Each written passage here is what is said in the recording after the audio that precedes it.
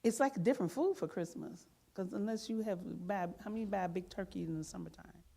Well, yeah, this is true, but Yeah. again, you're not limited to that. You That is you can true. get those same foods all year round, just like you can get barbecue all year round. Exactly. But I mean, it's there are foods that are quote unquote specific for certain times Right, or for that- certain days. Right. But to be honest, you can get those foods all year And that is true, round. but we don't. But you know, it's funny because my family is very unorthodox. We don't follow everybody's right.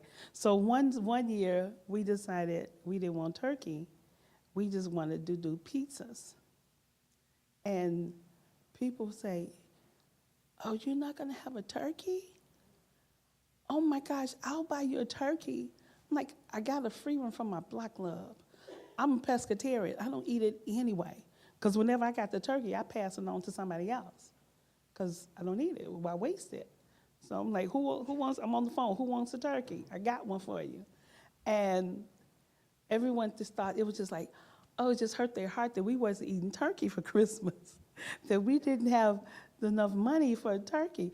Actually, I think we spent more money on the pizzas than, because we ordered, I don't know how many pizzas, all kinds of pizzas. We had a smorgasbord of pizzas. And it was totally different, but we had our desserts, you know. Got to have the, so is it pumpkin pie or sweet potato pie? Child, you know it's sweet potato pie. Why you ask that question? Because I grew up on pumpkin. You special. You're special. But most of us, we like sweet potato pie. Come on. My mother made pumpkin, so that's my, I feel sorry for you. I love it. I feel sorry for you. Until my sister started baking, and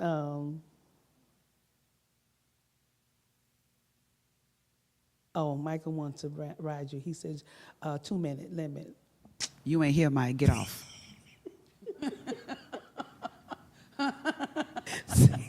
See what happens? You can't fuss from afar. That's right. But I grew up on pumpkin, and when my sister started making it, she would add things to it to cut the pumpkin taste. And my mother told her, "Don't you mess up my recipe."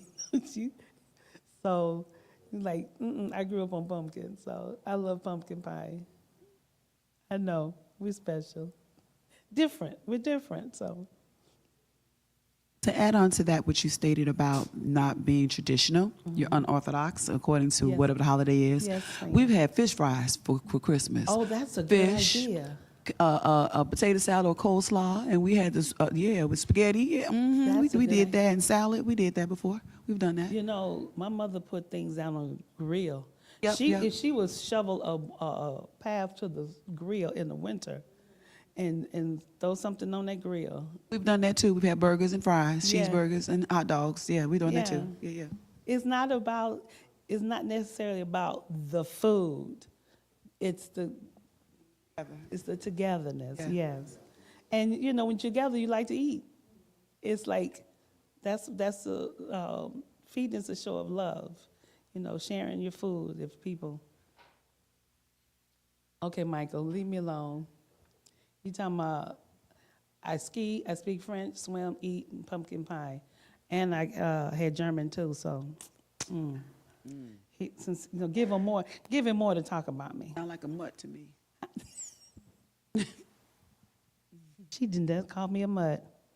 No, that's a. That was for Mike. He the mutt. Oh, Michael. Okay, Michael. Yeah, I'll agree. I'll agree to that. Should have been here, Mike. You can defend yourself. In Australia and Germany, during the 17th and 18th centuries, the tops of evergreens were cut to hang upside down in a living room corner. They were decorated with apples, nuts, and strips of red paper. Back to the paper. That's why I guess when the paper started. That's beautiful. That looks cute, like the kids are involved in that. Because you usually put the kids aside because, you know, you're putting the lights up. Okay, let me ask you all, do you all, when y'all put your lights up, is it in a big old ball that you have to untangle every time? I did. Back in the day I did, but I learned now how not to. So what about you? Evangelist back there? Exactly.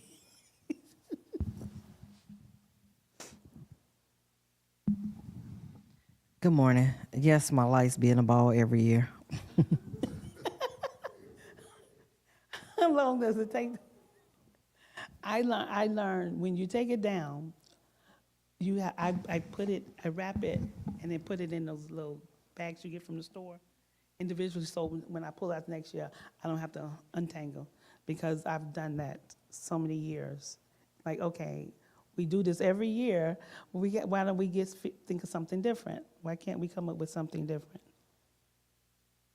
The first record of Christmas trees in America dates back to the German Moravian Church's settlement in Bethlehem, Pennsylvania, Christmas 1747. Yes, pre-lit. I have a pre-lit tree, so I don't have to go do that anymore. And like I said, I don't put it outside like I used to because I'm not physically able and putting all that up. It was a lot. And the last time I had somebody else do it, and it frustrated me so much because I was sweating. It frustrated me so much because they wasn't doing it right. And because I'm usually one doing it, and he had when you have several bushes, we had 3 bushes, and you put one in each bush, you have to put it where they can connect to each other. And he did not have it so they can connect to each other. So when you plugged it into the house, it did not connect. So he had to go back and read, like, okay, you have to put thought behind it. Actual trees were not decorated, but wooden pyramids covered with evergreen branches were decorated with candles. Back to the candles. That just scares me. The custom of Christmas trees was introduced in the United States by the Hessian troops during the War of Independence. An early account, listen to this, an early account tells of the Christmas tree set up by American soldiers at Fort Dearborn, Illinois, the site of Chicago, in 1804. Most other early accounts in the United States were among the German settlers in eastern Pennsylvania. In 1834, Queen Victoria's husband, Prince Albert, was credited with bringing the first Christmas tree to Windsor Castle in the royal family. Some historians state that in actuality, Queen Charlotte, Victoria's grandmother, recalled that a Christmas tree was in the Queen's Lodge at Windsor on Christmas Day in 1800. Charles Manigault, if I'm butchering their names, I'm sorry, introduced the custom of decorating trees in Williamsburg, Virginia in 1842. By 1850, the Christmas tree had become fashionable in the eastern states. Until this time, it had been considered a quaint foreign custom. It's not a quaint foreign custom, it's a custom here. Because, you go down blocks. Our block used to be that, where people they would say, oh, you live on that block. That's my tradition every year, was to come and see that block. But people died, people moved, so the spirit is not the same, where every house was decorated. Every house. ComEd loved that. I'm sure ComEd loved that time of year. ComEd love it, especially when you see people's houses and they have all these things erected and lights everywhere. It's just, you can probably see it from the scars. Mark Carr brought trees from the Catskills to the streets of New York in 1851 and opened the first retail Christmas tree lot in the United States. In 1856, Franklin Pierce was the first president to introduce the Christmas tree to the White House for a group of Washington Sunday school children. The first national Christmas tree was lighted in the year 1923 on the White House lawn by President Calvin Coolidge. Okay. See, told you, you're going to learn all things Christmas that you thought you knew or didn't know and maybe didn't care to know. But this church is different. We are to teaching everything. Frequent asked questions. Is Christmas in the Bible? No. Christmas celebrates the birth of Jesus. While the story of Jesus' actual birth was likely in the spring around the time of Passover. I have a phone that says special.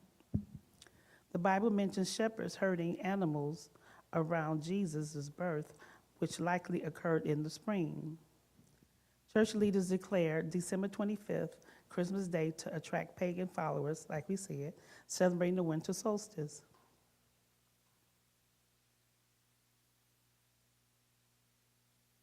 The origin of Christmas can be traced to pagan celebrations of the winter solstice. Before Christianity, pagans celebrated longer days and more sun at the end of December.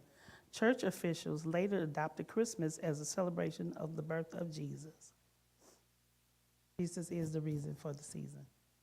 That's my theme for the month. I don't care. Everything all goes back to Jesus, like we say, in your relationship.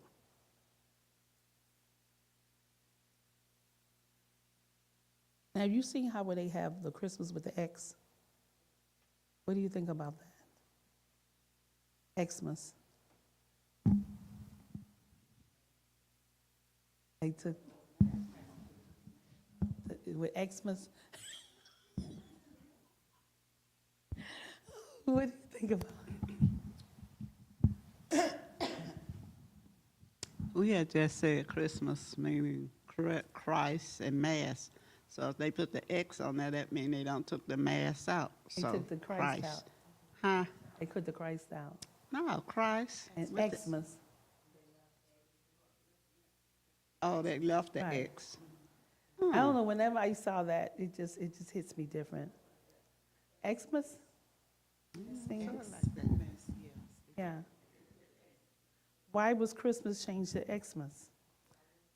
The written term Xmas has the same meaning as Christmas. In Greek, the letter X is the letter chi. The word Christ starts with the letters X in Greek. So I guess, because me, I thought you were, defaming Christ when you like, oh, they crossing out Christ. That's I always heard people say, they crossed out Christ just to say, so Xmas means Christmas when written, but it should be pronounced Christmas and not Xmas to hold the same meaning. I never thought of that. I never known that. Because every time I saw Xmas, I thought, oh my gosh, you're going to cross out Christ. It's like the X, because we cross something out, you like put an X through it, eliminating.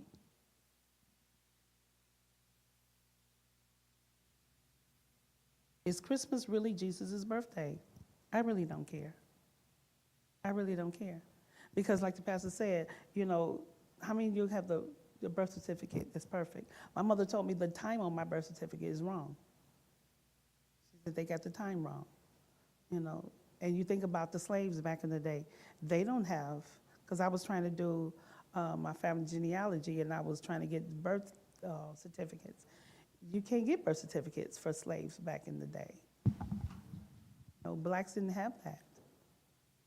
If they wrote it in their Bible or something that, oh, we had another baby born, but they didn't have that. So who cares? We celebrating his birth whenever it is. Now, if we chose a date, if they chose a date, December 25th or October 2nd or whatever, it's still, we celebrate his day. Good morning, Mother Smith. What does Christmas mean to you? What are your traditions that you like to follow? What symbolizes Christmas for you?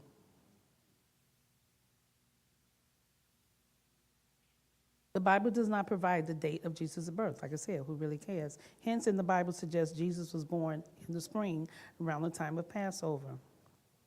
Church leaders declare Christmas on December 25th because of the winter solstice, like we stated.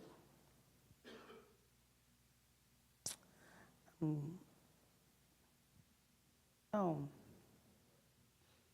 I have a little game here. We have trivia, Christmas trivia, and that goes to one of them is what you were asking about, the candy canes. Who wants to play trivia? Don't all hold your hands up at once. Don't all hold your hands up at once. Because, see, you think Brother Mike is something. I will call on you. And I have Black History in my job. I decided to have, did you know about Black inventors? But when I started investigating all the Black inventors, it was just too much. It was too much. Black people, you are awesome. We're awesome. They invented so much. So, who wants to come and read? Who wants to read some of these? I don't want to do all the talking, so I want you all to.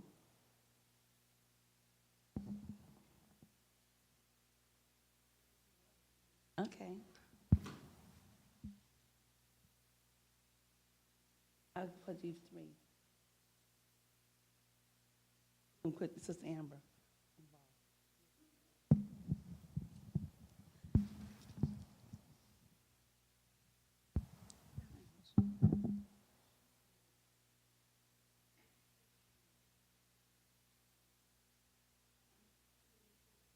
Who likes trivia?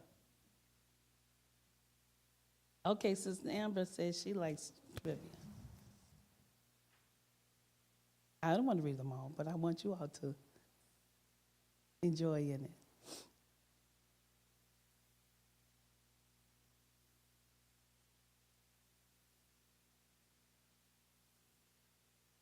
Saint Nick was more generous than jolly. The original Santa Claus was actually Saint Nicholas, a Christian Baptist in the 4th century. He didn't wear a red suit that was so famous today, but he did give all of his inheritance to the poor and needy. In Dutch, his name is Chris Claus, which later morphed into Santa Claus. Okay. Know that. Next.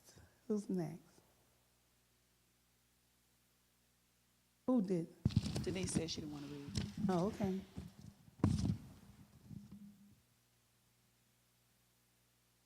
Coca-Cola played a part in Santa's image. Santa wasn't always the jolly man in red. Older depictions of Santa from the early 1900s depicted him more sternly, and there wasn't a standardized look for his appearance. The classic image of a happy and plump Santa that we all know today came in part from Coca-Cola ads, drawn in 1931 by illustrator Haddon Sundblom. Did you know that? When I saw Coca-Cola had something to do with Santa Claus, I'm like, oh, wow. You didn't know these things.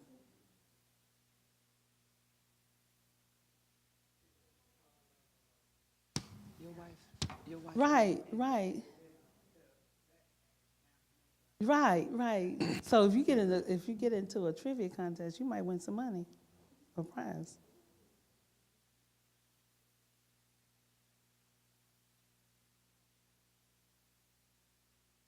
Hanging stockings started by accident. The historic St. Nicholas heard about the plight of a local man who did not have enough dowry money to marry off his 3 daughters. The generous St. Nick tossed some money down the chimney that landed in the ladies' stockings that were drying by the fire. After that, the tradition stuck. Who hangs stockings? Nobody hangs stockings? Okay, I got a story. My niece had a dog, Foofy.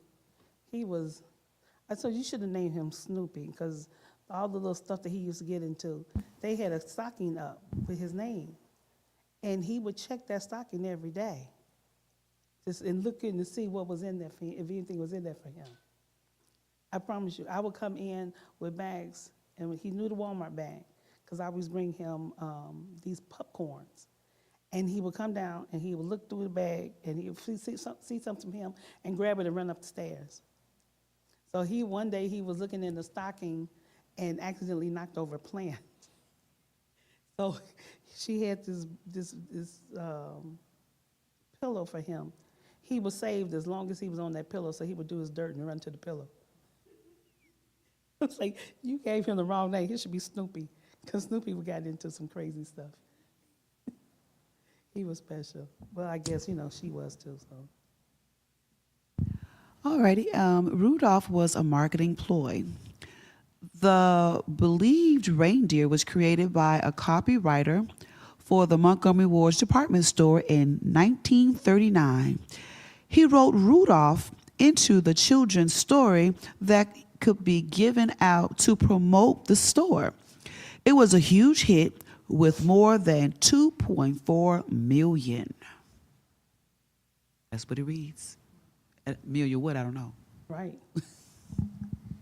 Okay, here's one. The eight tiny reindeers have had lots of different names. Rudolph was always named Rollo or Reginald, and his crew also had lots of other names. They've previously been called Flossie, Glossy, Racer, Pacer, Scratcher, Feckless, Ready, Steady, and Fireball. Could you imagine trying to say, go Flossie, go Scratcher, go. Who knows the names of the reindeers? Not me. Do you know? What you got?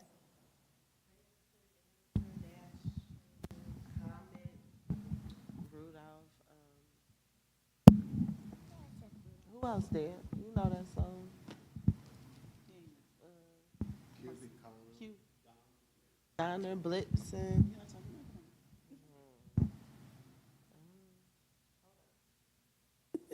No, don't cheat. Don't cheat. What do you remember as a collaborative? Dasher, Dancer, Prancer, Vixen, Comet, Cupid, Donner, Blitzen, Rudolph. Okay, Evangelist Sibi has a question. Should we as Christians stop celebrating Christmas as Jesus' birthday and celebrate it as a time of giving, peace, joy, and love for mankind? A time to let go of the hardships and challenges we face through the year. That's synonymous to me. That's what Jesus is about. So it's like when we celebrate in Christmas that time, we're basically perpetuating or showing the spirit of Jesus in the camaraderie, the family, the peace, the joy, the giving, the love. So that's, to me, all synonymous to Jesus. That's my opinion. What do you all think? Yeah. Christmas wreaths. Who want to read that one? You got it? Did you have another one? Okay. Okay. You want to read about the Christmas wreath?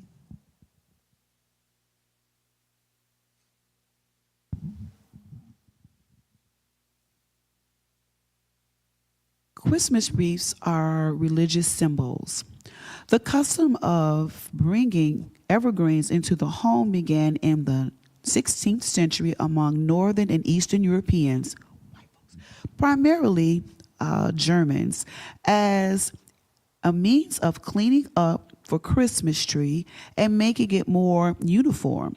Instead of throwing out cut off greens, people wove them, is what it says. People wove the excess into wreaths. However, the religious significance is that the circular shape of evergreen material of the wreath represent eternal life. The circle, which has no beginning or end, symbolizes the eternity of God, the immortality of the soul, and the everlasting life we find in Christ. Did not know that. Now you know. Now you know. Right. should let you read this one on the candy cane. You want to read this one? Okay, I'll read it. I'll read it for you. That's number 27.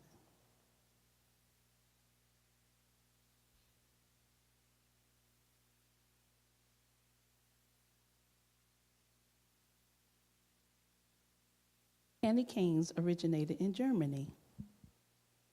The National Confectioners Association says a choir master originally gave the red and white striped candies to young children to keep them quiet during marathon church services back in 1670. It wasn't until a German-Swedish immigrant decorated his tree with candy canes in 1847 that they became popular as a Christmas candy. Nowadays, they're available in the wide variety of colors and flavors like cherry, green apple, and watermelon. Now you know. See, we was going to learn all things Christmas, whether you wanted to or not, or thought about it or didn't. So I enjoyed today, and I hope you as well. So this is getting ready for, oh, we went over. Sorry, people. We want to thank you for participating in our Jesus is the Reason for the Season. And we want to welcome you to come to 341 West 71st. I'm giving us 354 West 71st Place. Okay. Because I always say 71st and Stewart. So that's what I always just tell people, 71st and Stewart. You know, I don't give exact, because it's right there on the corner. But you all are welcome. Good morning, Mother Latham. Welcome. You all are welcome to come to Sunday service. Our pastor, and I thank you for letting us be unorthodox this month or every month for the Sunday school. So we're going to end this to say, what?